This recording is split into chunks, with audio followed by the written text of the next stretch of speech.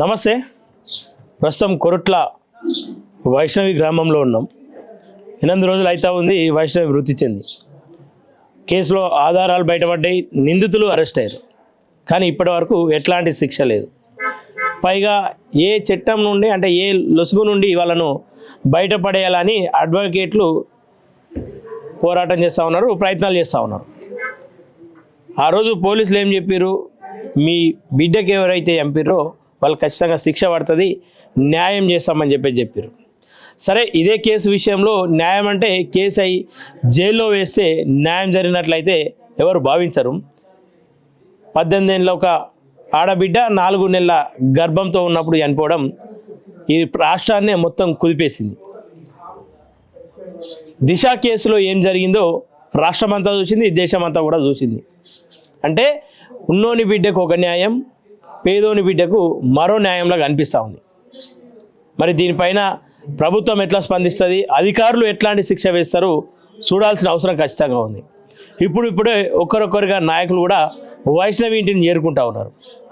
న్యాయం జరుగుతుందని చెప్పేసి భరోసాలు ఇస్తూ ఉన్నారు. మరి ఎట్లాంటి న్యాయం జరగనుంది? వైష్ణవిని చంపినటువంటి కుటుంబానికి కావచ్చు, వరకట్నం వేధింపులు ఆల్రెడీ చట్టమే ఉంది. వరకట్నం అడిగినవాడు గాడిద అని చెప్పేసి పోలీస్ అధికారులే స్వయంగా పోలీస్ స్టేషన్లో గోడల పైన వాల్ రైటింగ్ చేసిన సందర్భాలు కూడా ఉన్నాయి. ఇక్కడ 2 కేసులు కనిపిస్తూ ఉన్నాయి. ఒకటి మర్డర్ కేసు అయితే, రెండోది వరకట్నం వేధింపులు.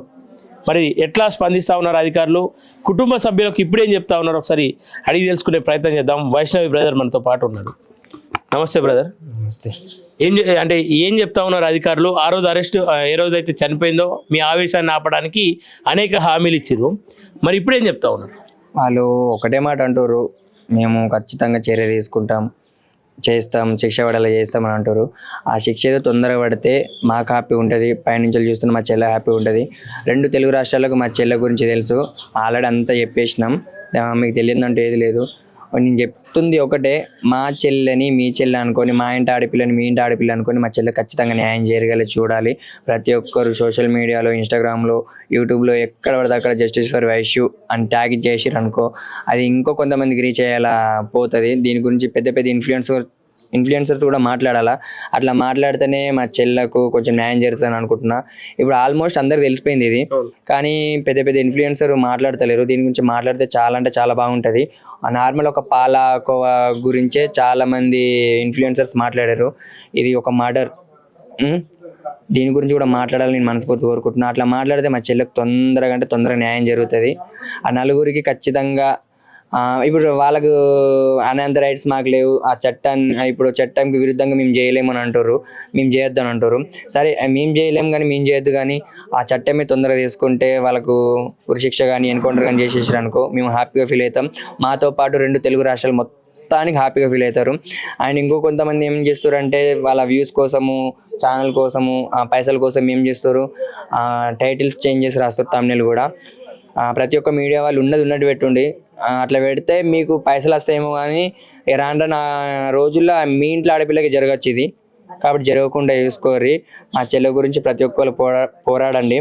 పెద్ద గొప్ప ఇన్ఫ్లుయెన్సర్స్ ఉన్నారు, వాళ్ళు మాట్లాడితే ఖచ్చితంగా మా చెల్లె గురించి ఇంకా వైరల్ అవుతుంది, ఇంకా న్యాయం అనేది తొందరగా దొరుకుతుంది. మీ చెల్లెని ఇప్పుడు రాష్ట్రమంతా 2 రాష్ట్రాల్లో కూడా న్యాయం జరగాలని చెప్పి సొంత బిడ్డలాగా మాట్లాడుతూ ఉన్నారు. సరే, మీ చెల్లె లాంటి కేసులు అనేక కేసులు ఇప్పటికి కూడా పెండింగ్లో ఉన్నాయి. మీ చెల్లెని అంటే ఈ రాష్ట్రమంతా 2 రాష్ట్రాల్లో చూస్తున్నటువంటి కేసే డిలే అవుతున్నట్టు ఏమైనా అనిపిస్తూ ఉందా మీకు? ఇప్పుడు చాలా మనం కళ్ళ ముందు చూస్తున్నాం, చాలా అంటే మర్డర్ కేసులు కానీ, రేప్ కేసులు కానీ జరుగుతూనే ఉన్నాయి. ఆగుతున్నాయా? ఆగుతలేవు. ఇప్పుడు మా చెల్లెది ఆల్మోస్ట్ అందరు తెలిసిపోయింది, మొత్తం మారుమోగిపోయింది. పలానా ఇప్పుడు మా చెల్లె ఎటువంటి న్యాయం చేయలేకపోయింది అనుకో, పలానా వైష్ణవికి అంత పెద్ద యూట్యూబరు, ఆమె దగ్గరికి అన్ని మీడియాలు వచ్చినాయి, అంతమంది పోరాటం చేశారు, ఆమెకే ఏం న్యాయం జరగలేదు. నేను పలానా ఈ అమ్మాయిని కానీ అట్లా కానీ చేస్తే నాకేం జరుగుతుంది, 3 నెలల బయటకు వెళ్ళేస్తా అన్న తాటు ప్రతి ఒక్క అబ్బాయి దాంట్లో ఉంటుంది. రేప్ చేయాలి అనే తాటు వాని కూడా వెలిగిపోతుంది, చంపాలన్న తాటు వాని కూడా వెలిగిపోతుంది, నేను ఈజీగా బయటకు వెళ్తాను. ఇది వన్ మైండ్లోకి రాకుండా ఉండాలంటే ఖచ్చితంగా మీరు దీనికి సపోర్ట్ చేయాలని మనస్ఫూర్తి కోరుకుంటున్నా. మనం తొందరగా ఎన్కౌంటర్ కానీ లేకపోతే ఉరిశిక్షణ చేసిరనుకో చాలా మందికి అబ్బాయిలకు ఎవరైనా వేయాలనుకున్నా కూడా మనకి భయం ఉంటుంది. ఓకే, నాయకులు వస్తూ ఉన్నారు, పోతా ఉన్నారు. నిన్ననే ఎమ్మెల్యే కూడా వచ్చినట్టుండు.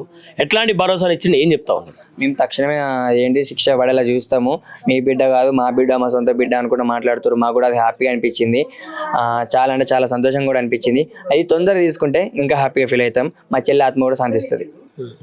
8 రోజులు అయితే ఉందా ఇప్పటికి? ఈ రోజుకి పోయిన మంగళవారం చనిపోయింది, ఈ రోజు కూడా మంగళవారం కదా, 8 రోజులు అవుతుంది. అంటే ఎట్లాంటి ఆధారాలు సేకరించడం అని చెప్పేసి ఏమైనా చెప్పడం, లేదంటే విచారణకు మిమ్మల్ని మీ కుటుంబ సభ్యులను ఎవరైనా పిలవడం చేసిరా? ఇంకా రాలేవు, ఇక పోస్ట్ మార్టం రిపోర్ట్లో చెప్తారు కదా, అది ఇంకేం రాలేవు. అడిగినాం కూడా మేము, ఇస్తాం అనుకుంటా అంటారు. అది ఇంకా అది ఇన్వెస్టిగేషన్ జరుగుతుంది, ఇంకా జరుగుతున్నాయి రిపోర్ట్స్ అని చెప్తారు. ఇంకా దానికోసం వెయిట్ చేస్తున్నాం ఆ రిపోర్ట్స్ కూడా. ఇంకోటి ఏంటంటే హరిబాబు అస్వస్థకు గురైండు అట్లా ఇట్లా అని కూడా మాట్లాడతారు. వాడు ఎలాంటి అస్వస్థకు గురైండో కాలేదో మనకు తెలియదు. ఎందుకంటే ఒకటే ఇస్తారు, ఐసీయూ. ఆ ఐసీయూలో వాడు ఉన్నాడని చూపిస్తలేరు. హరిబాబు ఐసీయూలో ఉన్నాడు అని చెప్తున్నారు, కానీ ఆ ఐసీయూలో వాడు ఉన్నాడో లేదన్నది మనకు అవాస్తవము. మన కళ్ళ ముంగడ కనబడితే అది నిజమవుతుండే. అంటే తప్పించే ప్రయత్నం ఏమైనా చేస్తా ఉన్నట్లు అనిపిస్తా ఉందా? నాకు తెలిసినంత వరకు అయితే మరి వాడైతే హాస్పిటల్లో ఉన్నాడో లేడో మనకు తెలియదు. హరిబాబు అస్వస్థకు గురైండు, మోషన్స్ అవుతున్నాయి అట్లా ఇట్లా అని చెప్తుండు. మరి అస్వస్థకు గురైన మోషన్స్ అవుతున్నాయి మరి చూపించాలిగా, మరి ఎందుకు చూపించలేరు? ఇదైతే నాకు కొంచెం నమ్మాలనిపిస్తలేదు. ఎవరికైనా వాడు హాస్పిటల్ ఉన్నాడని మనకు అర్థం కావాలంటే మనం చూపించాలా, చూస్తే హాస్పిటల్ ఉన్నాడో లేదో మనకు అర్థమవుతుంది. వాడు హాస్పిటల్ లేనిది ఉన్నాడు అంటే మేము ఎట్లా నమ్ముతాం? నమ్మబుద్ధి అయితే లేదు. ఏందయ్యగా ఏం చెప్పదలుచుకోరు? ఈ కేసు ఒకవేళ నిజంగా నీరు గార్చే ప్రయత్నం చేస్తే, లేదంటే ఆయన తరపున ఉన్నటువంటి అడ్వకేట్లకు మీరేం చెప్పదలుచుకోరు? ప్రతి ఇంట్లో ఆడపిల్లలు ఉన్నారు, ప్రతి ఇంట్లో కూతుర్లు ఉన్నారు. ఇలాంటి సిచ్యువేషన్ ఇప్పుడే కనుమరు చేసిరనుకో వేరేటోనికి భయం పుట్టుకుంటుంది. ఇప్పుడు ఇట్లాంటిది ఇంకా ఈడికే ఆపేసిరనుకో, ఏం కాదు పోనీ వాళ్ళు కూడా కూల్ అయ్యారు అట్లా ఇలా ఆపేసిరనుకో, మీ ఇంట్లో ఆడపిల్లలకి ఇటువంటి వచ్చే అవకాశాలు ఉంటాయి.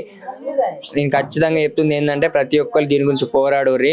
మా ఇంటి ఆడపిల్ల మీ ఇంటి ఆడపిల్ల అనుకొని దీని గురించి మీరు తీసుకున్నారనుకో, పెద్ద పెద్ద ఇన్ఫ్లుయెన్సర్స్ కూడా చెప్పారనుకో, మా చెల్లె ఖచ్చితంగా న్యాయం జరుగుతుంది. మీరు కూడా ఖచ్చితంగా మా చెల్లె గురించి న్యాయం చేయాలని మనస్ఫూర్తిగా కోరుకుంటున్నాను. Okay, thank you.